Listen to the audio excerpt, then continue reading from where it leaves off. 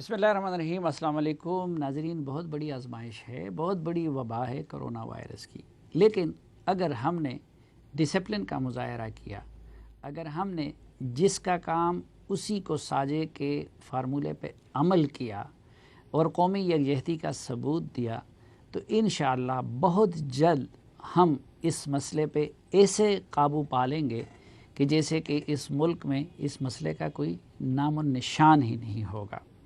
लेकिन पाकिस्तान में अलमिया ये है कि यहाँ हर कोई हर फ़नी मौला बन जाता है। अब हालांकि ये डॉक्टरों का काम है, तिब्बी माहिरीन का काम है कि वो कोरोना वायरस से मुतालिक हमें बताएं, समझाएं, एहतियाती तदाबीर बता दें, और हम सब का फ़र्ज़ बनता है कि हम उनके मशवरे पे अमल करें। तो मैंने तो कम से कम अपने जरगे की हद तक ये फ़ैसला कर लिया है कि जब तक ये मसला है तो मेरे प्रोग्राम में एक तो सिर्फ डॉक्टर होंगे, तिब्बी माहिरीन होंगे, और दूसरे दीनी शख्सियात होंगे। और दीनी शख्सियात से हम ये नहीं है कि वो तिब्बी मामला समझने की कोशिश करेंगे, बल्कि चूँकि पाकिस्तान मुसलमानों का मुल्क है, यहाँ दीनी इज्तिमात होती हैं, हमारी मस्जिद आबाद हैं, और उनसे मुतालिक हिदायत देना, रहनुमाई देना, दीन की तालीमात बताना वो उलमाए कराम या दीनी शख्सियात का ही काम है। इसलिए मेरे प्रोग्राम में इस दौरान आपको इसी तरह की शख्सियात नज़र आएंगी। आज के जरगे में भी हमारे साथ दूसरे हिस्से में एक डॉक्टर होंगे, ऐसे डॉक्टर जो कि इसी तरह के वबाई अमराज के माहिर है। इससे पहले उन्होंने सार्स को भी डील किया है, दूसरी जो वबाएँ आई थी उनको भी डील किया है, और अब इस वक्त वो डील कर रहे हैं कोरोना वायरस के वबा को। दूसरे, चूँकि इस तरह के मसाइल के नफ्सियाती असरात भी मुरतब होते हैं, तो एक हमारे साथ आज के जरगे में साइकियाट्रिस्ट भी होंगे। लेकिन उससे पहले जो सेगमेंट है हमारा, पहले हिस्से में हमें ज्वाइन कर रहे हैं मुमताज़ आलिम दीन, मुमताज़ मजहबी रहनुमा और मजहबी उमूर के वफाकी वज़ीर जनाब अल्लामा डॉक्टर साहिबज़ादा नूरुल हक कादरी साहब। बहुत शुक्रिया कादरी साहब।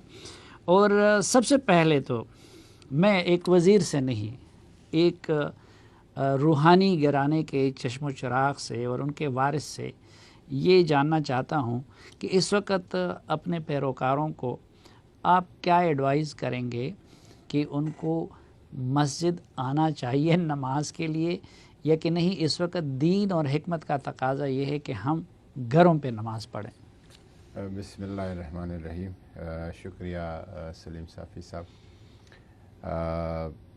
इस अहम मौके पे मैं यकीनन एक तहकीक के बाद और उलमाए किराम की अक्सरियत के मुशावरत के साथ और जो इंटरनेशनली जामिया अज़हर के फ़तवा हैं, हरमैन शरीफ़ैन के अइम्मा के फ़तवा है, और मुत्तहिदा अरब इमारात का फ़तवा कौंसिल का बड़ा तफसीली और मुदल्लल फ़तवा है। शेख अब्दुल्ला बिन भैया बहुत बड़ी आलम इस्लाम की दीनी और इल्मी शख्सियत है, उसका है।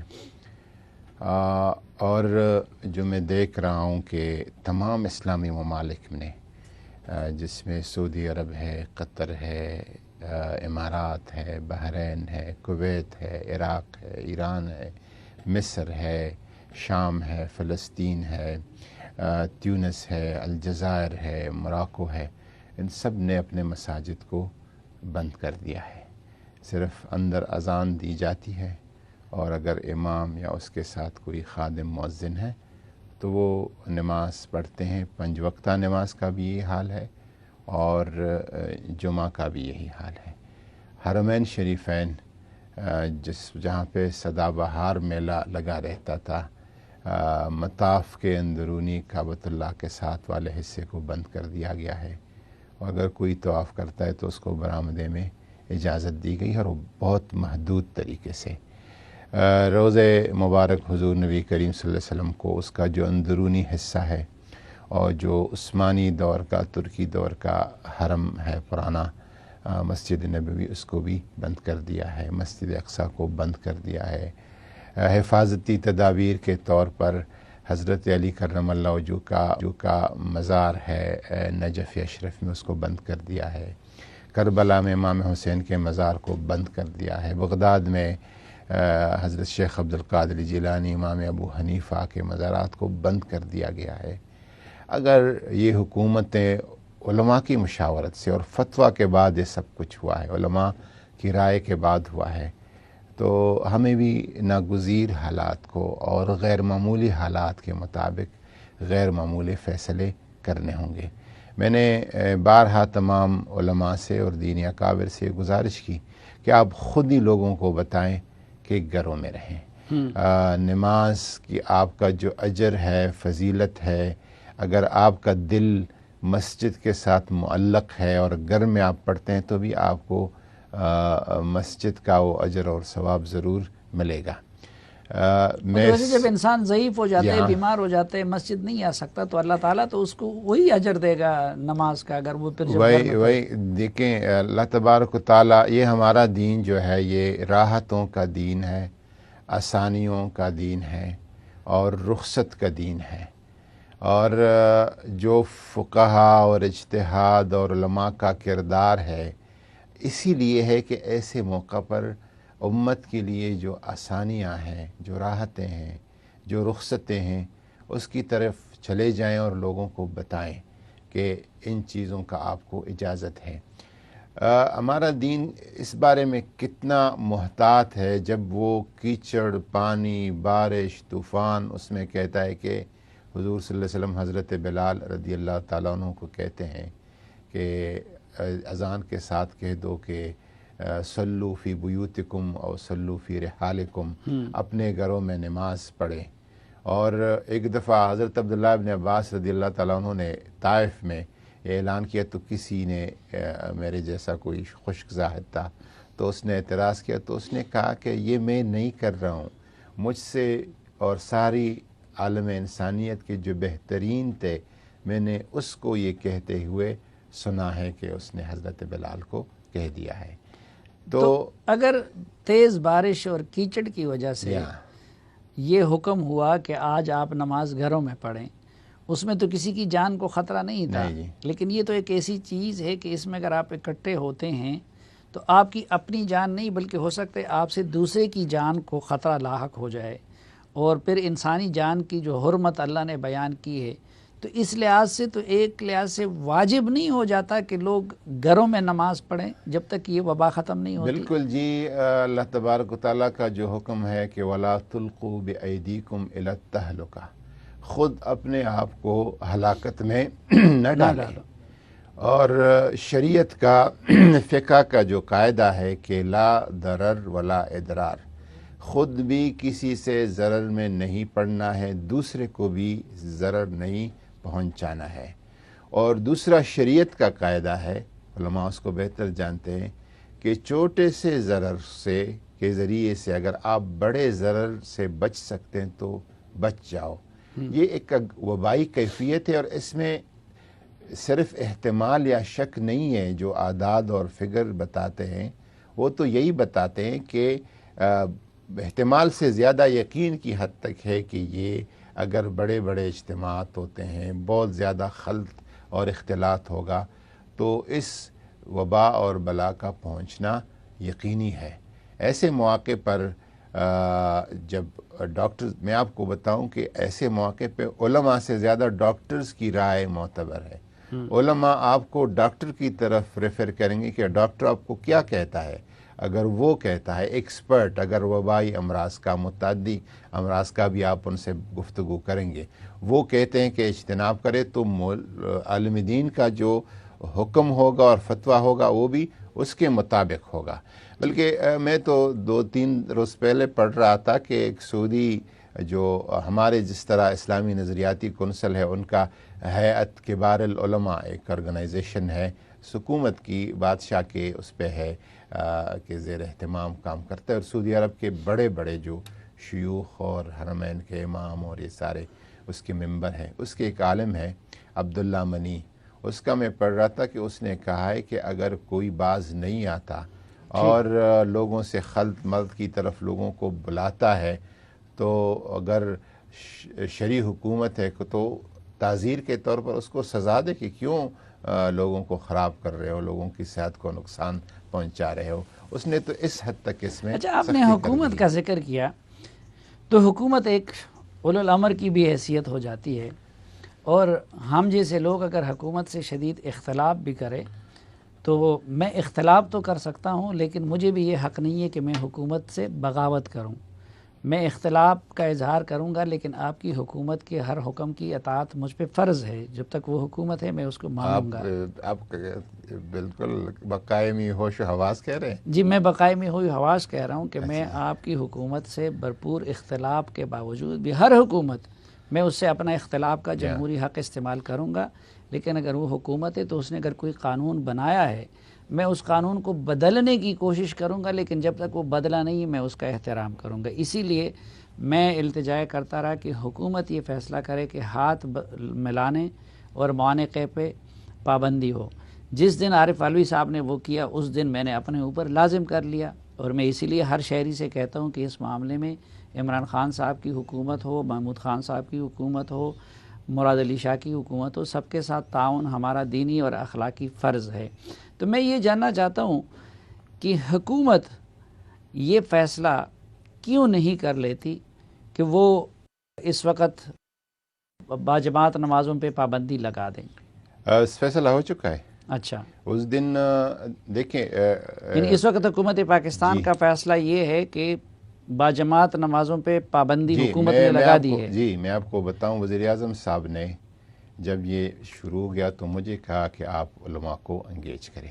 ٹھیک، کیوں پاکستان کی جو معروضی حالات ہے، علماء کی سے ہے، ایک لوگ سنتے ہیں، ان کی طرف توجہ کرتے ہیں، اور پھر ایک جو ہمارے یہاں ایک رواج عام ہے کہ ہر حکومتی اقدام کو مشکوک نظر سے دیکھا جاتا ہے، اور کہیں پیچھے مغربی ایجنڈا اور یہودی سازش اور کچھ نہ کچھ نظر آتا ہے. تو مجھے انہوں نے کہا کہ آپ ان کے ساتھ رابطہ کریں اور ان سے رائے لیں اس پہ کہ کیا کرنا چاہیے. میں اور ہم نے پریزیڈنٹ کے آفس کو صدر ڈاکٹر عارف علوی صاحب کے، انہوں نے بھرپور طریقے سے جب وہ چائنا سے واپس آئے فردن جو ٹاپ کے 40-50 شخصیات تھے ان سے انہوں نے فون پہ بات کی. پھر ہماری ان کے ساتھ الگ میری اور ڈاکٹر قبلہ ایاز صاحب کی بات ہوتی رہی، اور آخر میں ہم نے ایک نشست کیا بھرپور قسم کا ویڈیو لنک پہ تمام پروونشل کیپٹلز میں، گلگت بلتستان میں، آزاد کشمیر میں، گورنر ہاؤسز میں علماء کو بلایا، ان سے اس پہ تفصیلی گفتگو کی، اور اس کے بنیاد پر ہم نے اسی دن شام کو جو کوارڈینیشن کمیٹی کی میٹنگ تھی اس میں فیصلہ کر دیا اس میں اسلامی نظریاتی کونسل بھی آن بورڈ ہے، تمام مکاتب فکر کے علماء بھی آن بورڈ ہے. اس کے بعد آپ کی حکومت نے یہ فیصلہ کیا ہے جی، اور اب یہ ضلعی انتظامیہ اور پولیس صوبائی کا حکومتوں اور کا صوبائی حکومتوں کا فرض ہے کہ وہ اگر کسی مسجد میں اجتماعات ہوتے ہیں تو ان کو روکیں. بالکل روکے. ٹھیک، ہم نے اس میں یہ کہا کہ مسجد بند نہیں ہوں گے، یعنی جماعت پڑھی جائے گی، اذان ہوتی رہے گی، تلاوت اور دعاؤں کی اور ذکر اذکار کی صدائیں مسجدوں کی میناروں سے بلند ہوتی رہیں گی، لیکن وہاں پہ جو امام ہوگا، خطیب ہوگا، مؤذن ہوگا، مسجد کا اندرونی سٹاف ہوگا، صرف وہ نماز پڑھیں گے. اور اس کو سندھ نے ذرا سختی سے امپلیمنٹ کر دیا، اور میں آج صبح سے اس رابطے میں ہوں کہ صوبائی حکومتیں بھی اس کو، کیونکہ یہ حکومت جس طرح آپ نے کہا کہ اولی الامر منکم، حکومت کی اطاعت کا ایک حصہ ہے، اور اگر ہم اس کو تو اللہ تعالیٰ کی حکم سے ہم روگردانی کریں گے اگر اس کو نہیں مانیں گے. اور یہ حکومت نے بھی اگر کیا ہے، میں اگر یہ فیصلہ ایک دینی جو مسجد میں رہنے والا بندہ ہے، جو مسجدوں کا باسی ہے، جس کی مسجد سے ہر وقت دل لگا ہوتا ہے، اگر وہ کہتا ہے کہ لوگ مسجد میں نہ آئے تو بوجھل دل سے اور تکلیف سے ہم کرتے ہیں. لیکن میرا یہ ایمان اور عقیدہ ہے کہ مسجد کی بہت بڑی اہمیت ہے، لیکن مسجد سے ساجد کی اہمیت زیادہ ہے. نماز کی بہت بڑا مقام ہے، معراج المؤمن کہا گیا ہے، اور بہت اس کا رتبہ ہے، اور اس کو ہم ترک کرنے کی تو بات نہیں کر رہے. کوئی خدا نہ خواستہ پوری زندگی کے لیے نہیں ہوگا. انشاءاللہ جتنا جلدی ہم نے کر لیا 10-15 دن بعد ہمیں اس عذاب سے نجات انشاءاللہ مل جائے گا. مسجدیں ہماری پھر آباد ہوں گی. قرآن پاک نے لکھا ہے، حکم آیا ہے کہ وَمَنْ أَظْلَمُ مِمَّنْ مَنَعَ مَسَاجِدَ اللَّهِ یذکر فیہا اسمہ، وہ بڑا ظالم ہے جو اللہ کی مسجد سے لوگوں کو روکتا ہے کہ اس پہ ذکر ہو جائے، لیکن ساتھ فرمائے وَسَعَىٰ فِی خَرَابِهَا، وہ مسجد کو تباہ کرنے کی کوشش کرے۔ ہم مسجدوں کی تباہ کرنے کی کوشش نہیں کریں، ہم کہیں گے کہ یہ ساجد، یہ نمازی، یہ تندرست رہیں گے اور رہیں گے تو مسجد آباد ہوگی انشاءاللہ 10-15 دن بعد یہ اس سے جی بڑی شان سے آباد ہاں جی ہوگی۔ اور ایک سعودی حکومت کی طرف سے اس طرح اشارے مل رہے ہیں کہ شاید اس سال حج بھی نہ ہو سکے۔ آپ کے ساتھ کوئی کوارڈینیشن ہے اس سے؟ آپ کا کیا اندازہ ہے؟ جی، میرا پرائم منسٹر صاحب کو جو ہی کرونا وائرس شروع ہو گیا تو ان کو حج کا فوری مجھے کہا کہ آپ سعودی وزیر حج عمرہ سے بات کریں کہ حج پہ کیا صورتحال بنتی۔ تو تقریباً پچھلے 3-4 ہفتے سے میں ان کے ساتھ رابطے میں ہوں۔ انہوں نے وربلی تو پہلی میرے ٹیلی فون گفتگو میں کہا تھا کہ آپ حج کے جو انتظامات ہیں جس میں آپ ایئر لائن کے ساتھ حتمی ایک ایگریمنٹ کرتے ہیں، ادھر بلڈنگز اور ہوٹلز ہائر کرتے ہیں، یا کیٹرنگ کا کمپنیوں کے ساتھ بات کرتے ہیں، یا ادھر ٹرانسپورٹ کے ساتھ بات کرتے ہیں، وہ آپ حتمی ایگریمنٹ اس وقت تک نہ کریں جب تک ہم آپ کو گرین سگنل نہ دیں، نہ کسی ایگریمنٹ میں بیان نہ دیں جب تک ہم آپ کو گرین سگنل نہیں دیں۔ اور انہیں کہا کہ ہم بڑے محتاط انداز میں اور بہت غور سے حالات کو دیکھ رہے ہیں۔ کنگ سلمان بن عبدالعزیز وہ فیصلہ کرے گا کہ حج نے ہونا ہے، لیکن رمضان کے آخر تک یہ صورتحال کو دیکھ کے ہم یہ فیصلہ کر سکیں گے۔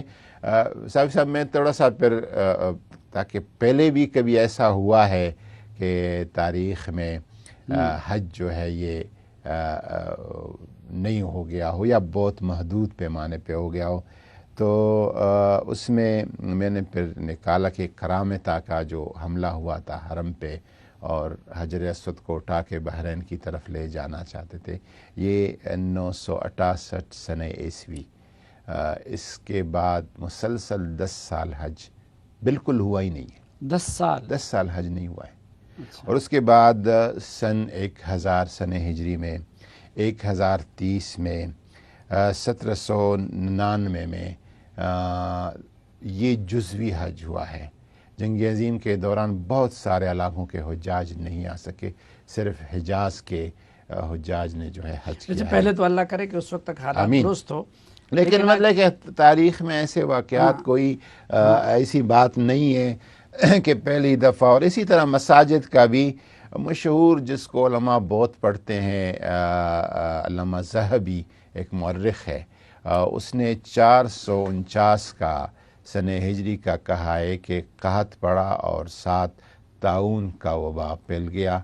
تو مصر میں، نارتھ افریقہ میں جو موجودہ لیبیا ہے، تیونس ہے، الجزائر ہے، موراکو ہے، موریتانیہ ہے اس میں، اور اندلس اسلامی اسپین میں مساجد 1 سال سے زیادہ عرصہ تک کے لیے بند رہے، اذانیں بھی بند ہو گئی، نکاح اور شادی کی تقریبات بھی بند ہو گئی۔